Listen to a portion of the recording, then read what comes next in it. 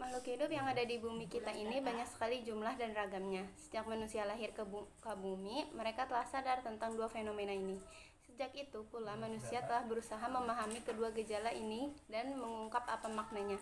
Kesadaran dan usaha itulah yang akhirnya melahirkan salah satu cabang ilmu hayati yang disebut taksonomi. Ada beberapa pendapat yang saling berbeda tentang istilah taksonomi dan sistematik tumbuhan.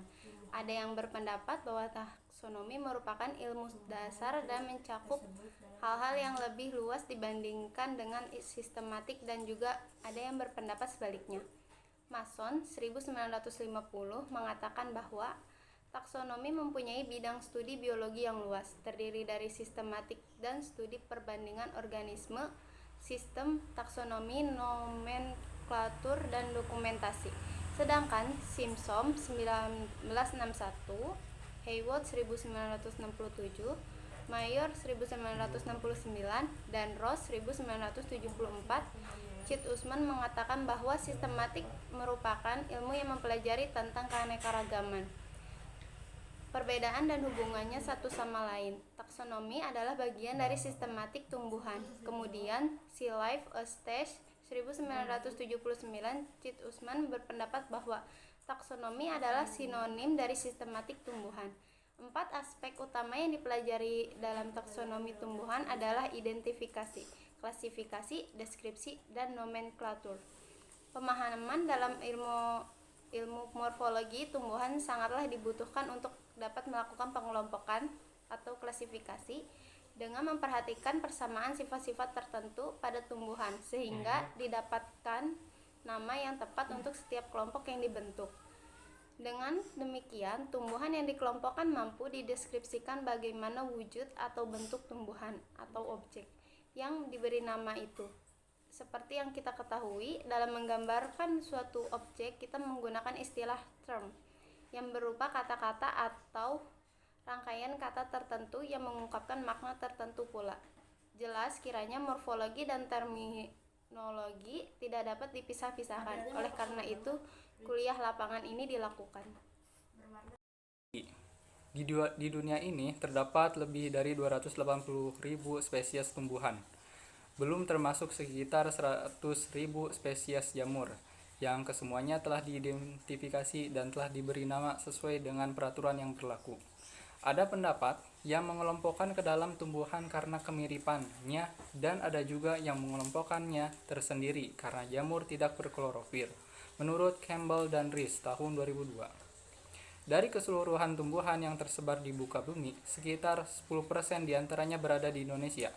Tumbuhan yang tingkat perkembangannya lebih tinggi, yaitu tumbuhan tingkat tinggi, Phanerogamae, menurut Prawiro Hartono tahun 2007. Manusia telah memanfaatkan tumbuhan sebagai tanaman sumber bahan makanan, tanaman pangan, tanaman perkebunan, tanaman sayuran, dan tanaman buah-buahan. Kemudian sumber bahan obat, sumber bahan rempah atau bumbu, sumber tanaman hias, sumber bahan kerajinan atau industri, sumber bahan sandang, dan sumber bahan papan. Agar spesies tumbuhan tersebut dapat dikenali karena kaitannya dengan peranannya dalam bidang produksi tanaman secara efektif dan produktif, maka perlu dikaji pengetahuan tentang klasifikasi tumbuhan, sehingga semua tumbuhan dapat dikelompokkan secara taksonomis berdasarkan ciri-ciri yang spesifik, menurut Prawiro Hartono tahun 2007. Akar atau radix. Akar merupakan bagian bawah sumbu tumbuhan dan biasanya tumbuh di dalam tanah. Namun ada pula yang di udara, misalnya pada anggrek epifit. Dan dengan arah tumbuh ke pusat bumi atau menuju ke air dan meninggalkan cahaya. Akar dengan percabangan berfungsi untuk memperkuat berdirinya tumbuhan, menyerap air dan zat-zat makanan yang terlarut di dalam air tadi dari dalam tanah, menurut Omar Jati tahun 2007. Batang atau caulis. Batang merupakan bagian tumbuhan yang amat penting, dan mengingat tempat serta kedudukannya batang bagi tumbuhan, batang dapat disamakan dengan sumbu tumbuhan, daun atau folium. Daun merupakan salah satu organ tumbuhan yang tumbuh dari batang. Umumnya berwarna hijau dan terutama berfungsi sebagai penangkap energi dan cahaya matahari melalui fotosintesis. Alat ada mikroskop binokuler, objek glass, cover glass, tusuk gigi, silet, dan pipet tetes. Bahannya ada padi, jagung, cabai, tomat, kacang-kacangan, jahe, dan air. Prosedur kerjanya, siapkan tumbuhan yang akan diamati, lakukan pengamatan morfologi dari akar, batang, daun, bunga, dan biji. Catat hasilnya disertai foto atau video. Siapkan preparat batang, monokotil, dan dikotil. Lakukan pengamatan dengan menggunakan mikroskop, foto atau video, dan catat hasilnya. Ulas data pengamatan disertai klarifikasi dan taksonomi tumbuhan tersebut dalam laporan foto atau video blogging, foto berbandingan, serta disertai referensi. Hasil pengamatan morfologi tumbuhan tingkat tinggi. Nama tumbuhan jagung. Bagian akar ciri-cirinya serabut.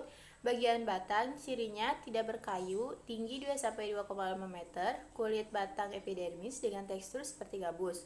Bagian daun ciri-cirinya tulang daunnya sejajar, memiliki tekstur licin atau berambut.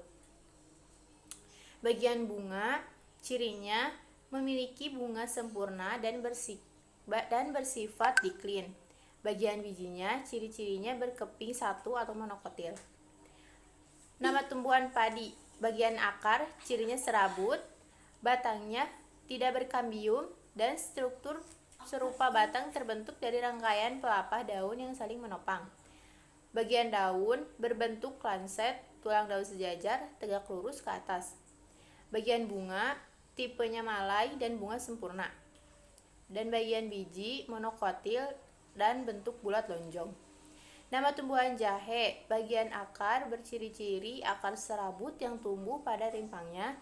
Bagian batang tidak berkambium, tumbuh tegak lurus, bentuk bulat, permukaan dilapisi oleh bulu-bulu halus. Bagian daun, tulang daun sejajar, berbentuk lonjong, lancip, termasuk daun tunggal. Bagian bunga, warna hijau kekuningan, bunga sempurna tersusun dalam rangkaian bulir yang berbentuk silinder.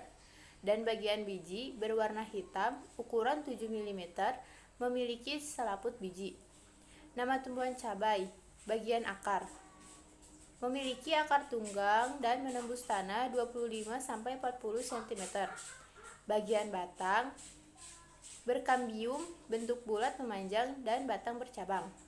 Bagian daun berbentuk lonjong dengan ujung lancip, tulang daun menyirip dan panjang 4-8 cm dan lebar 2-4 meter. Bagian bunga mahkota 4-6 helai berbunga sempurna, dan bagian bijinya dikotil berwarna putih kekuningan, bentuknya pipih. Nama tumbuhan tomat. Bagian akar memiliki akar tunggang dan akar serabut yang tumbuh di permukaan. Bagian batang berkambium, bentuk bulat, terdapat bulu halus di permukaan batang dan batang bercabang. Bagian daun bentuknya daun oval dengan bagian pinggir bergerigi, daun majemuk ganjil. Bagian bunga memiliki bunga sempurna berwarna kuning, mahkota bunga berjumlah 4-6 buah. Dan bagian biji memiliki biji dikotil, bentuk pipih, berwarna coklat kekuning-kuningan, ukuran 3-5 mm. Nama tumbuhan kacang. Bagian akar. Akar tunggang dan memiliki cabang akar yang tumbuh pada akar utama. Bagian batang berkambium dan batang bercabang. Bagian daun bentuknya lonjong dan tulang daun menyirip. Bagian bunga memiliki warna kuning terang dan bunga sempurna. Bagian biji bentuk bulat lonjong dan ukuran 70 mm. Pembahasan dari hasil pengamatan morfologi di atas adalah bahwa tanaman padi, jagung, dan jahe merupakan tumbuhan monokotil atau berkeping satu karena memiliki tulang daun yang sejajar, akar serabut, batang tidak berkayu atau tidak memiliki kambium. Selain itu, kita melakukan pengamatan pada biji, bunga, dan buah. Di Indonesia, tanaman padi, jagung, dan jahe merupakan tanaman bahan pokok yang dijadikan kebutuhan primer. Manfaat padi bagi kehidupan manusia yang pertama itu sebagai sumber energi, memiliki karbohidrat yang tinggi. Jagung juga memiliki banyak manfaat untuk tubuh manusia, salah satunya bisa untuk menurunkan kolesterol. Jahe memiliki banyak khasiat, selain sebagai bumbu dapur, jahe juga dapat dibuat minuman jamu. Selain itu, kita melakukan pengamatan pada tumbuhan cabai, tomat, dan kacang panjang. Merupakan tumbuhan dikotil atau berkeping dua karena memiliki akar tunggang dan daun yang mirip. Tumbuhan yang diamati memiliki nama latin yaitu padi. Padi itu memiliki nama latin Oriza sativa, jagung Giamais, jahe Gingiber ovinale, tomat Solanum lycopersicum, cabai Capsicum frutescens, kacang Vigna unguiculata. Lanjut, pembahasan anatomi. Anatomi merupakan penglihatan objek menggunakan alat pembesaran khusus atau mikroskop. Mikroskop yang kita gunakan adalah mikroskop binokuler karena tidak dapat dilihat oleh kasat mata. Struktur sel pada tumbuhan yang telah kita amati begitu kompleks karena tumbuhan memiliki struktur yang kompleks dibandingkan sel hewan dari bentuk yang teratur, memiliki dinding sel berbeda dengan sel hewan yang tidak memiliki dinding.